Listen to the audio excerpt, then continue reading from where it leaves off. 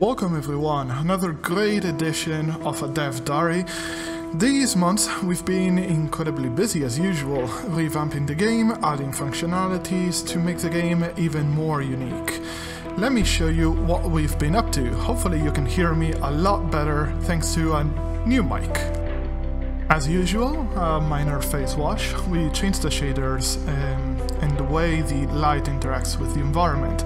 The water is completely different, the smoke, some illuminations and so on.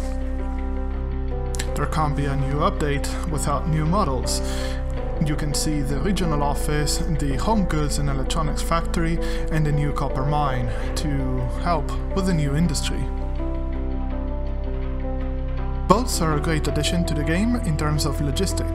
They can go through any kind of connected body of water, so you can start at a coast and go through a river and end up in a lake. As long as there's water, it'll go through. They're relatively cheap to maintain and to dispatch, and they have pretty high capacity, but of course they're a bit slow. Borders is one of the new features that we are introducing to make the game feel even more unique. Now the map is divided into different sections and regions, and they are delimited by these borders. Inside them you can find either a settlement, a town, a city and so on, or a regional office. To build inside a region you need to have the permit. Without it you can't build, but you can travel through it. In combination with the region system, there's an influence. So everything you do is going to be noticed by the settlements and the regions. So when you place a building that a town doesn't like, it'll warn you via tooltip. If you still place it, that town will like you less and less, making it basically impossible for them to give you proper prices for whatever you sell, or even cutting off trade altogether. Huge game changer now. The specialization and the career mode. Basically, now we start to introduce some growth. You start from nothing. You have everything locked. You have very small amount of cash.